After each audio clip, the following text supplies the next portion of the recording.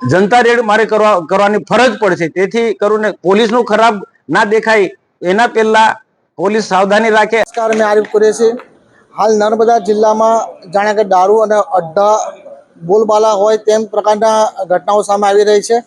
तो 2 दिवस पहला ज गढ़ेसर तालुका में एक पत्रकार पर बुटलेगरो द्वारा हुमलो करवामां आव्यो छे अने एने गंभीर प्रकारनी ईजा पहोंचाडवामां आवी छे, जेने लईने आजे भरूच लोकसभा सांसद मनसुख वसावा और नादोद विधानसभा धारासभ्य डॉक्टर दर्शन देशमुखे रात्रिना सिविल होस्पिटल खाते ईजा पहोंचेला पत्रकार की मुलाकात लीधी है और एनी परिस्थिति जाणવાનો प्रयास कर्यो छे। त्यारे गंभीर प्रकारनी एने ईजा पहोंची है। त्यारे सांसद मनसुखभाई वसावाए मीडिया संबोधता मनसुख वसावाए जणाव्युं हतुं के तेमणे जणाव्युं हतुं के 15 दिवसनो मैं पोलीसने अल्टिमेट आपूं छुं, जो पोलीस एक्शन में नहीं आवे तो जनताने साथे राखीने जनता रेड पाडवानी पण तेमणे चीमकी उच्चारी छे। अने खास करीने एमणे जणाव्युं छे के हुं गुजरातना होम विभागने पण आ बाबते लेखितमां रजूआत करीने खास करीने गृहमंत्री अमित शाहने पण रजूआत करवा माटेनो सांसद मनसुखभाई वसावाए रजूआत करी छे। सांभळो मीडिया समक्ष सांसद मनसुख वसावा शुं कही रह्या छे। घणा समयथी दारू जुगाરના અડ્ડાવાળાઓ બેફામ બની ગયા છે ને એમને કોઈ રોકટોક કરવા માટે જાય છે તેમને એમના પર હુમલો કરી બેસે છે। એવી જ ઘટના આપે કીધું તે પ્રકારે એક તિલકવાડાના એક પત્રકાર પર બુટલેગરોએ હુમલો કર્યો અને ગંભીર પ્રકારની એને ઈજા પહોંચાડી છે। માથાના ભાગે પણ ઈજા પહોંચાડી, હોકીના મારથી માર્યો છે।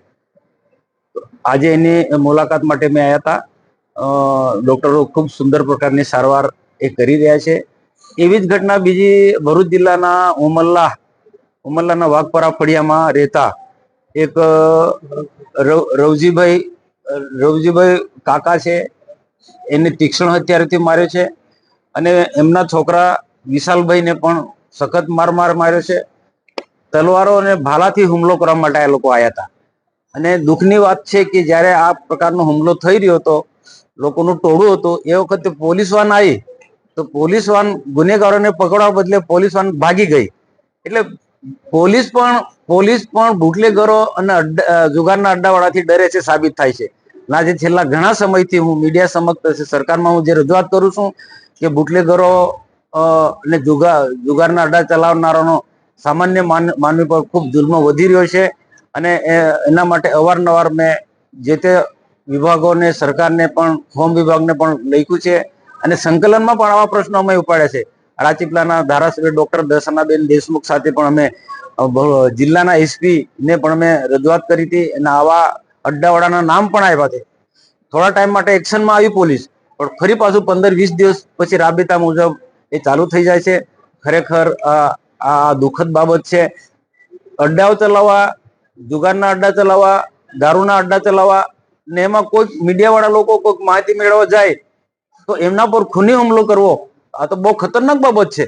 નહીં તો જો આ પ્રકારના હુમલા થતા હશે ને જો પોલીસ તંત્ર આવા લોકોને રોકે નહીં તો પછી તો સામાન્ય માણસને જીવવું બહુ અઘરું પડી જશે।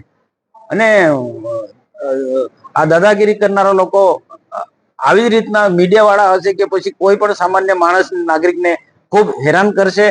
તો હું રાજ્ય સરકારને પણ હું ધ્યાન દોરીશ અને પોલીસ વિભાગને તો હું ખાસ આગ્રહપૂર્વક વિનંતી અપીલ કરું છું કે કેટલાક પોલીસ અધિકારીઓ એલસીબીના ખાસ થોડા દિવસ પહેલા નામ પણ આવ્યા પોલીસ ના એલસીબીના જમાદાર, એલસીબીના કોન્સ્ટેબલ, એલસીબીના પીઆઈ સહિત બીજા એની સાથે જોડાયેલા આ બધા જ લોકો આ ભાગીદાર છે। હું તો સ્પષ્ટ મારો આક્ષેપ છે, બાકી એમના સહયોગ વગર આ રીતના બુટલેગરો કેવી રીતના એટલા બેફામ બની જાય।